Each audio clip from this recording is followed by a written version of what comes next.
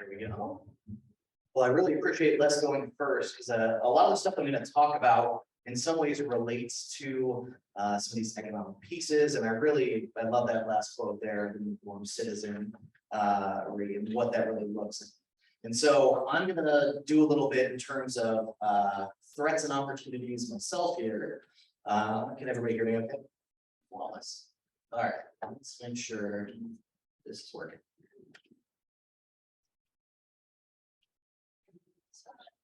I have now. All right, perfect. Great, I've got a figure. Okay, perfect. We'll go ahead and get started then. So one of the things I really looked at as I went through is a lot of times when we think about leadership, we think about this idea of how do we turn adversity into purpose? I think there's been a lot of recent events that have really pushed democracy to a point where we have to start making some decisions. And so as we go through for the learning outcomes here, by the end of this presentation, my hope is, number one, that you would understand kind of the major threat. So as I went through and I looked at different articles, what I found was there was a common thread through all of them. And so my hope is with the major thread, we can kind of talk about opportunities through that. Looking at differences in common leadership preferences for generations, so you kind of have a little understanding of where I'm going to go here, as well as generational norms and leadership decisions. And so the big major thread as I went through was we don't speak the same language. The lack of a unified vision really threatens America's ability to thrive. And so as I went through article after article, it was how do we break past these barriers to a point that we can start having conversations? How do we get out of these echo chambers, which Les has mentioned, Dr. Urian has mentioned, in terms of being in our own bubble? And so one of the reasons that I would posit is that different generations' norms really paralyze your ability to communicate between generations. And so if you're thinking about learning a new language, think about the first time that you learned a language that wasn't your own. Think about the challenges associated, right? You start thinking about how uncomfortable it is to feel not so confident and potentially incompetent. And we as humans do not want to feel incompetent ever. And so there's a tendency to regress. There's a tendency to pull away and stay in the pool that we really normally spend time in. If you think this is a little sus for my English professors that would lose their mind over me using that, our language is changing too. Merriam-Webster this past, I think it was last week, just added all of these words that you can see on there, including sus, into the dictionary. And my students will say something like this too. Now, luckily, I know what it means. I played among us, but the idea is, as we look at this, this is a whole different language. There is a whole different culture and a generational set of norms. And so, as we move forward, I really want to illustrate the background of kind of where our challenge is. Right? It's always good to know where are we, where have we been, and where are we going. We look at the population in 1980. So when we look at this graph here, we have 20 to 34. 35 to 49, 50 to 64, and 65 plus. In 1980, we had a pretty young crowd, right? So 1983, 1980, we know our baby boomer generation had an explosion of children, lots of great kids out there, and we still have this young population. When we come to 2021, suddenly we have a completely different focus here. Our populations are much more evenly distributed. And we start to see some major changes in who is shaping the conversation. When we look at our House of Representatives, for instance, the average age is 58. When we look at our Senate, it's 64. And so we have all of these different groups, large populations, that may not be well represented and their voices may not be heard. I think Les mentioned this a little bit too, in terms of when people feel unheard, they get to a point where they may do something reactionary in order to feel like they are more than just powerless. And so a couple areas, I didn't have enough time in 10 minutes to go through every single group, but pre-1980s, I want you to think about that idea of the American dream. So upward mobility, the ability to really work hard, be successful, and gain the things that you want to gain.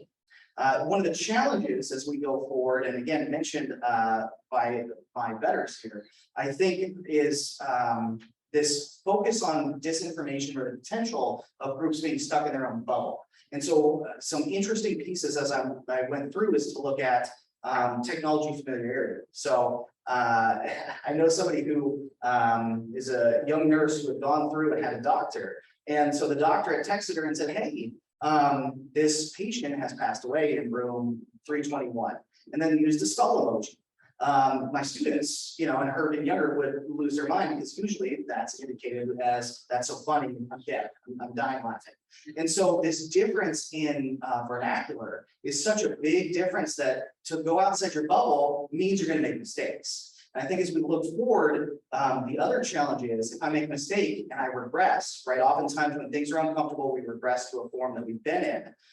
Users over 50 were also overrepresented in what's called super shares. So we're responsible for 80% of fake news shares. In addition, compared to younger users over 65, those over 65 shared 7 times more links to fake news domains. And so when we think about this idea of how is technology changing us, we think about the pandemic, we think about millennials as they've moved up in Gen Z, we're seeing a major difference in our bubbles. For some, the bubble is consistently pressured with disinformation or purposeful misinformation. When we look at millennials, their dream's a little bit different, right? We talk about upward mobility. I would love to rent an apartment without a room. That's what a lot of the people that I know have talked about because they're saddled with student debt. They were told if I get, if I go through and I take on this debt, I get a good job, I'll get a good house, I'll be in a good position. And that has pushed them to the point where this is the first generation, this is that second point, at risk to earn less in their lifetime than their parents. That's terrifying. And so as we look at this group and moving forward, you go from a very strong economy to this major challenge, all of these, I would say, growing pains for your millennial generation. When the going gets tough, we talked about 2008, and even moving past over those 7 years, 40% of unemployed people in 2015 were millennials. And so your group, even though when we go through and look at that graph, very evenly distributed, millennials are still the ones sharing the brunt of those challenges. One thing that I didn't mention is the difference in leadership style. For your pre-1980s, very much a top-down approach, very structure-based. You have a boss, your boss tells you. Your millennials start to move you towards a participative style that says, no, I want to contribute and I want to have a good work-life balance. And that is met very well by your Gen Z population, who, when we talk about this idea of forged in fire, in between school shootings, issues with the environment. One thing that I think we often fail to remember is that your generation that's coming up, they are experiencing the world as it is, right? Not the world that's been colored by our past 20 years or 30 years or 40 years. And so when you start to see all of these younger groups engage with different groups, creating groups to start dealing with policy for school shootings, it's because they see that there is an issue that needs to be filled. In addition, one of the interesting things is I was kind of looking at how does technology engage this. A lot of your students, they can sort out a lot of and screen information for misinformation and disinformation because they see it all the time. And they also use technology to gain information and crowdsource. So I had a student who was telling me about in their high school, they had a high school teacher who was very uncomfortable towards female students. And so over the course of 2 years, they would go and use Discord and they would document this because their administration didn't believe that. The difference in the use of technology is very important when we talk about leadership, because instead of a top-down approach where I will tell you, instead what we start saying is, well, actually, I have all the evidence to document that that's incorrect. And your students are starting to utilize technology a lot more to gain information. And then the last thing I would say here is with respect to leadership, transformational leadership, autonomy, and work-life balance are also very important for your Gen Z generation. So we start talking about these different bubbles and that people are in, and it starts to make sense why we can't seem to connect. We're talking at each other, not really to each other to gain insights. And so opportunity-wise, so David Gergen served under 4 different presidents. He was a presidential advisor. And he had a book that just came out recently, which is fantastic. And one of the things that he put forth that I thought would be really important here is, he says, fortunately, millions of talented young people are impatiently waiting in the wings to work for a better America. Our best hope in the years ahead is to identify, recruit, and help prepare them for lives of service and leadership. This is very similar to what Les is talking about with your engaged citizens.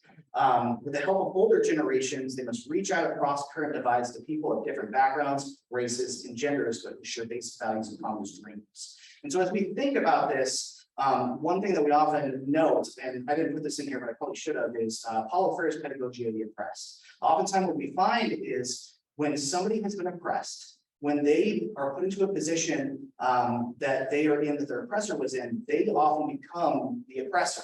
And this cycle continues to perpetuate.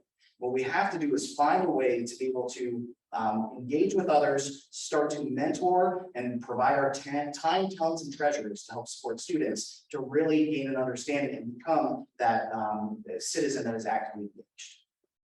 That's it. Thank you.